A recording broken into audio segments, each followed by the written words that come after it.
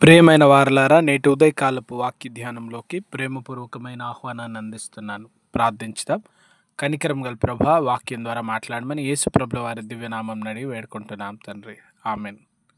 ప్రియ స్నేహితులారా, నేటి ఉదయకాలము కీర్తనాకారుడు దావీద్ గారు రాసిన అద్భుతమైనటువంటి ఒక కీర్తన మనందరం ధారావాహికంగా ధ్యానిస్తూ ఉన్నాం. 23వ కీర్తన మనము కంటతగా బాల్యం నుంచి నేర్చుకున్నది. ఇందులో ఒక గొప్ప మాట, గాఢాంధకారపు లోయలో నేను సంచరించిన ఏ అపాయమునకు భయపడను, నీవు నాకు తోడయుందువు. ఎంత గొప్ప మాటను!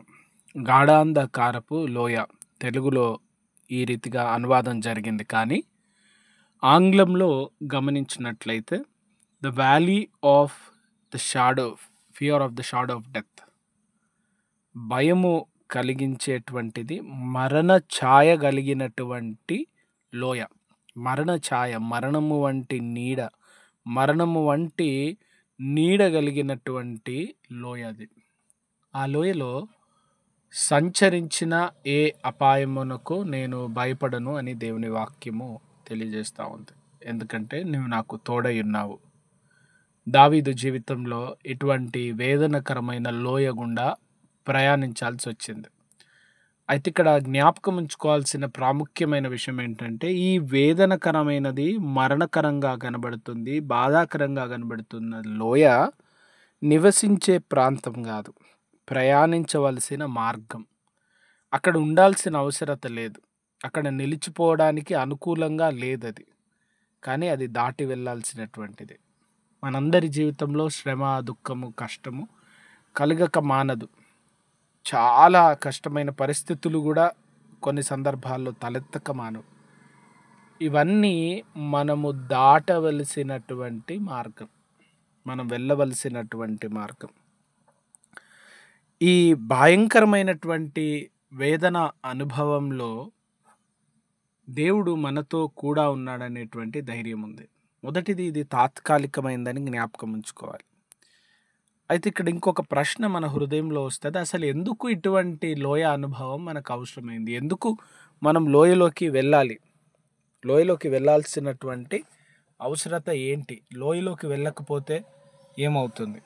లోయ ఎందుకు వెళ్ళాలి అంటే, వారు కాపరులు గనక ఒక కొండ మీద పచ్చిక తిన్న తర్వాత దానికన్నా ఇంకా ఎక్కువ పచ్చిక అవసరమైతే ఆ పచ్చిక కలిగినటువంటి స్థలానికి వెళ్ళడానికి వారు లోయలోకి దిగాల్సిందే.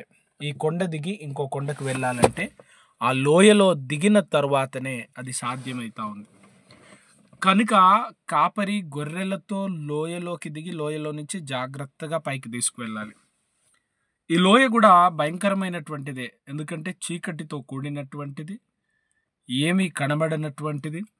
ఈ చీకటిలో ఎటువంటి క్రూర మృగాలు ఉన్నాయో, విషసర్పాలు ఉన్నాయో, ఏ జంతువు దాగి ఉందో, ఎప్పుడు శత్రువు దాడి చేస్తాడో తెలియనటువంటిది, అంటే భయోత్పాతాన్ని కలుగజేసేటువంటిది, భయాన్ని కలుగజేసేటువంటిది. వేదనకరమైన అనుభవం గుండా వెళ్తుండగా భయము హృదయంలో నిలిచిపోతుంది, బాధ హృదయంలో నిలిచిపోతుంది. అయితే ఇవి కూడా దాటించే ప్రభు ఉన్నాడు. అటువంటి అనుభవంలో కూడా భయపడవలసిన అవసరత లేదు. You need not to fear. భయపడాల్సిన అవసరత లేదు, ఎందుకంటే అందులో కూడా ప్రభు ఉన్నాడు. ప్రభువు లేనటువంటి స్థలము, సమయము, సందర్భం ఏది లేదు.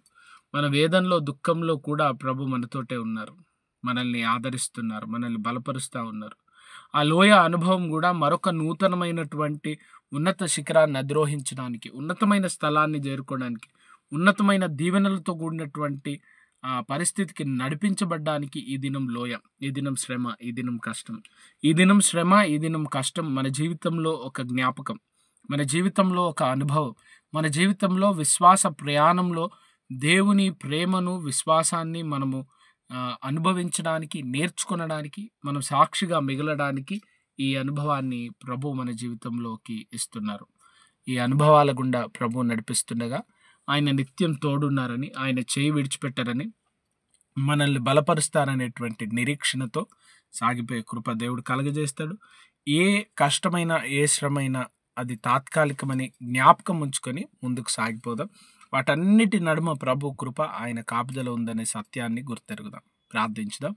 కనికరం గల ప్రభువా, ఈ ఉదయం వాక్యం ద్వారా మాట్లాడినందుకు వందనాలు. మాలో ప్రతి ఒక్కరిని బలపరిచి వాక్యానుసారంగా జీవించడానికి మీ కృప దయచేయమని, మమ్మల్ని ఆదరించమని, బలపరచమని మా ప్రభు రక్షకుడైన యేసు ప్రభుల వారి దివ్యనామం అడిగి వేడుకుంటున్నాం తండ్రి.